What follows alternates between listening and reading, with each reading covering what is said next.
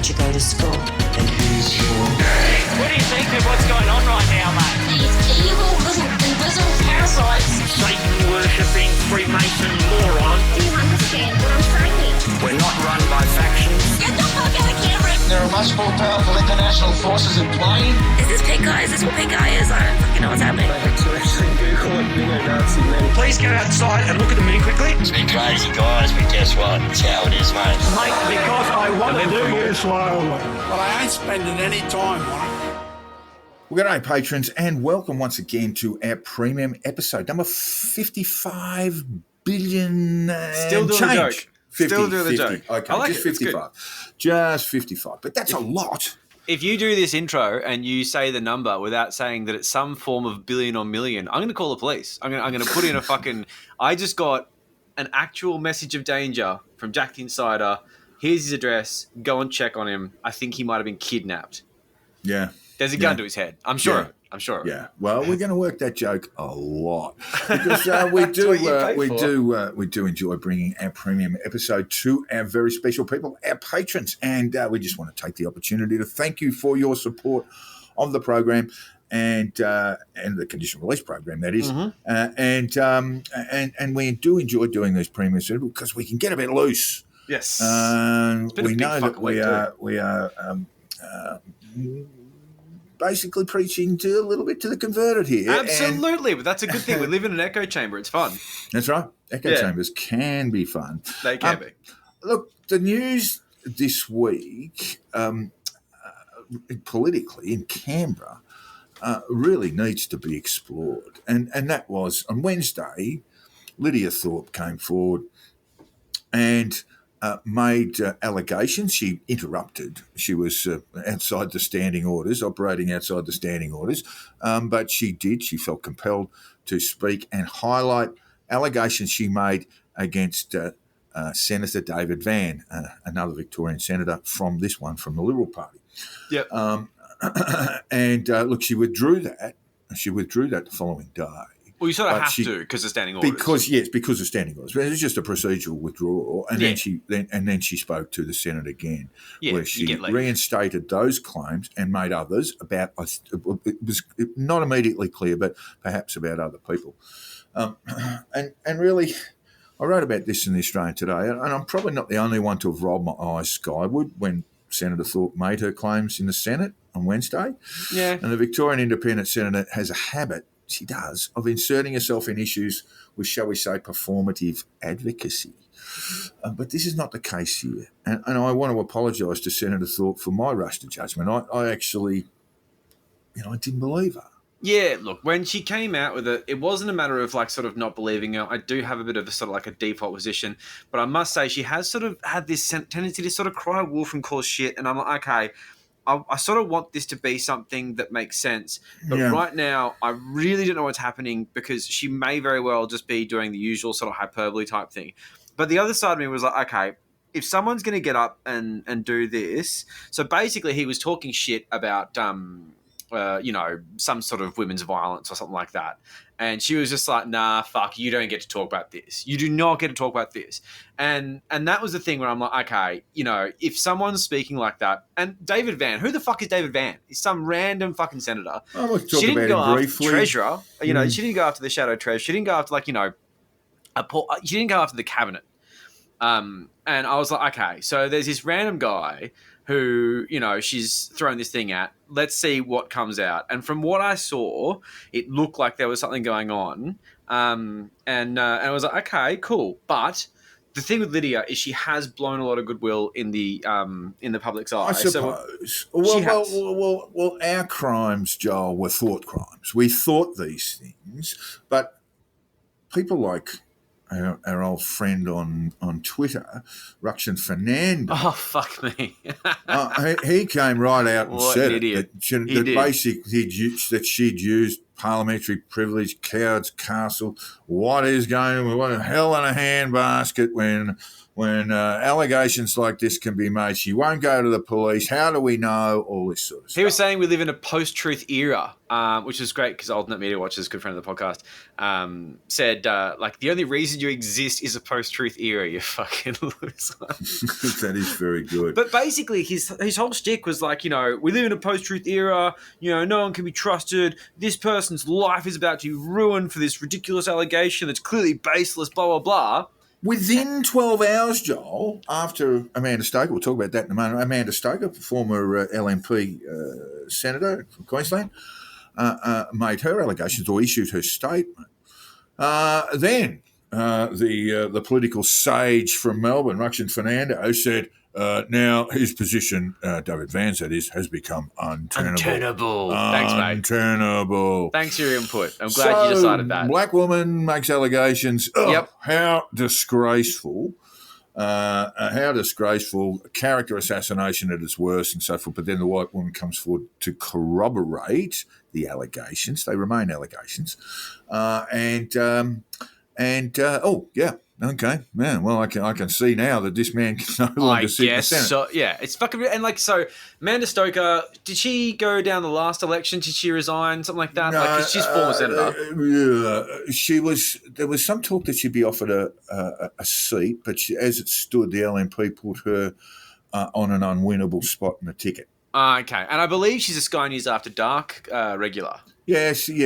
Look, they're not the kind of is. people that you want to come forward with sexual assault claims because they almost like people being sexually assaulted. That sort of really weird, rusted-on Sky News After. You can't say even. I'm not saying the Sky News hosts. You can't say that even. I'm saying the watchers, the viewers. The viewers of Sky News After Dark hate Brittany this. Higgins because she's a sexual assault. They hate Grace Tame, and she was a child sex assault survivor. They fucking hate these people. I don't think you can attribute that to Stoker. Stoker is a conservative, no doubt. She holds some views that most of our listeners would find. But the thing is, with the audience that she's looking to, you do not get a sympathetic ear when you come out with claims, especially ones that are very difficult to substantiate in a way that's like, you know, you've got a fucking recording of it, with that kind of crowd. They're the kind of ones who like to say basically that all women are fucking faking it and we can't trust them. No. Well, we can't say that, Joel. You can't say that of Amanda Stoker. She has no history in that respect. I'm not talking about Amanda Stoker. I'm talking about fucking Sky News watchers. Okay, but those motherfuckers are not the kind of people that you want to be courting in public and then coming out with sexual assault allegations because they will not be sympathetic to you.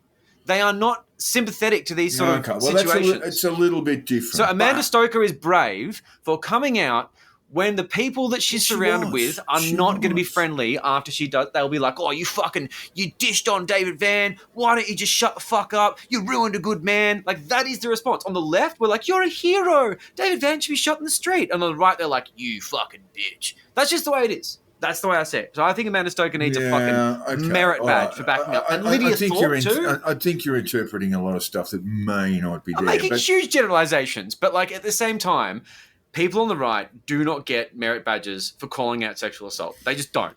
Here's my point, right? I mean, look, here's my point. We'll deal with sort of the detail a little bit. Here's my point, and this is really, really important. Sexual harassment, uninvited touching, sexual assault, in the federal parliament is not subject to the ideological spectrum, right? It occurs on both sides. Of course. Labor has been pretty quiet on this because they will have their own skeletons, and the Greens, and they all will. This is not a matter of partisan politics. It is behavioural.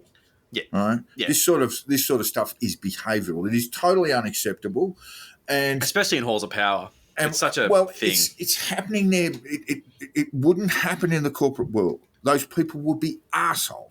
They would not make their way to the boardroom. You would think so. Yeah. Well, you'd think for the most part. Not in this day and age, anyway. Yeah. So it's our parliament here. And when you realise what's going on in a parliament, in their federal parliament, and trust me, this sort of shit goes on in state parliaments as well. But the federal parliament, when you go there, Joel's been there, and I go there. Well, I go there as little as possible. You've got this hermetically sealed environment. You've got people walking around with lanyards of authority. The Canberra bubble is so fucking real.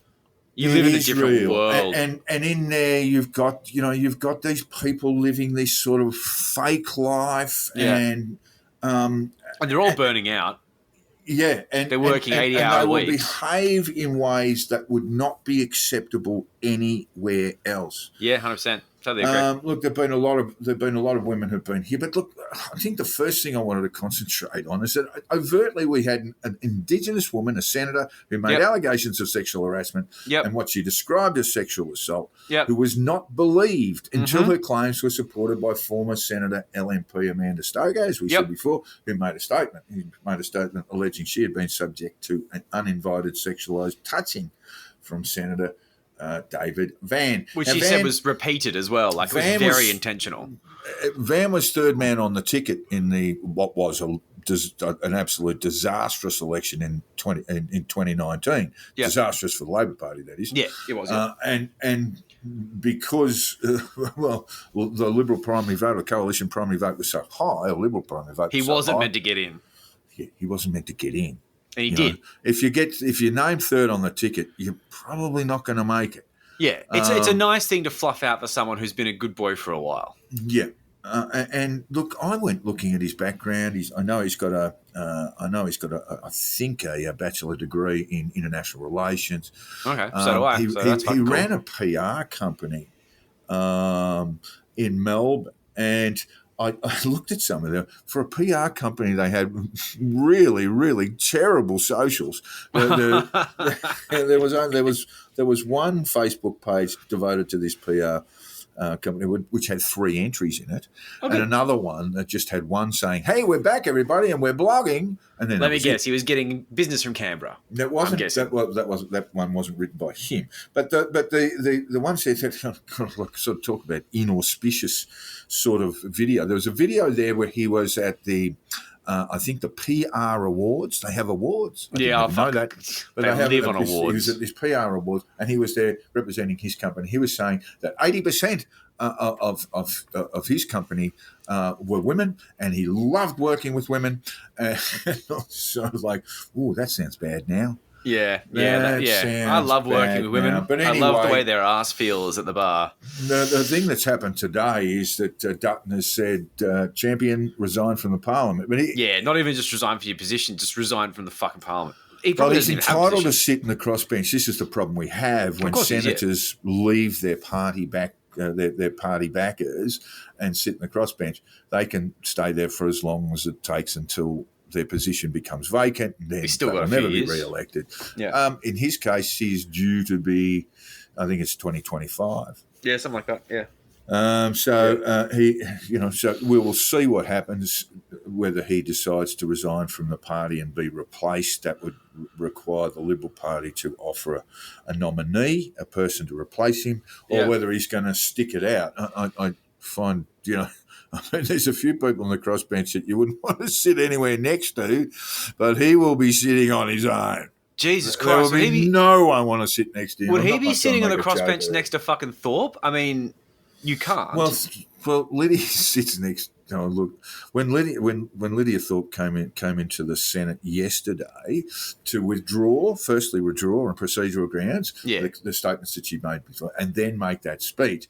Well, after she'd made it, I don't know what Hanson said to her, but Hanson said something under her breath as Lidia walked past, and Lidia turned around and goes, "Fuck off." Did you say "fuck off, Pauline"? Yeah, I think so. Yeah. Told her fuck off. Yeah, good on her. I mean, she was on Radio National, Lidia Thorpe, not Pauline Hanson, and she said, "I've tried not to look at the media over the last 48 hours. Wise. It's been horrible. I became the perpetrator. I became the person who was demonised for speaking truth. Yep. And I had a media pile on that day. Yep. And it was only then that a white woman stood up and said, yeah, this happened to me too, that the media took notice." Uh-huh. I think that is a great example of the media landscape. This is still Lidia Thorpe. I think this is a great example of the media landscape in this country, and that is systemic racism. True. I was not believed. I was questioned. I was demonised that day. And you wonder why women don't speak out. 100%. It'd be really difficult to disagree with that. I mean, that's as it unfolded. Yes, Joel and I rolled our eyes perhaps and thought, I don't know. Well, Lydia Thorpe is just a bit fucking look, hectic, you know? She's just a bit hectic. But you've got to reserve your judgment. You can't ruction it. You can't do that. That's insane. Look, we were wrong. I mean, obviously other people were wildly wrong in going on to misinterpret or deliberately misinterpret what she was saying. Or join that fucking media pylon. Insane. Well, there were the mainstream media did do the sort of examinations about David Van moving his office, and they confirmed that had happened. So there was some serious journalism going on here. That's the right thing to do, though. That's good. But our position should be not the role of the eyes, which I apologise, and I did apologise in my column to Lydia Thorpe today because I thought those things. I didn't say them, but I did think them, and that's the wrong way. Yeah, and that's fair. We need to believe. We need to believe women. We need to believe people who come forward and say, this has happened to me. Especially when you're going to get your ass handed to you for fucking doing the right thing. Yeah. I mean, look, I've said this a number of times in regard to these sort of wild allegations of pedophilia that go around through the cooker world. Or indeed that, drag queen story time is somehow, going to turn fucking dumbest thing.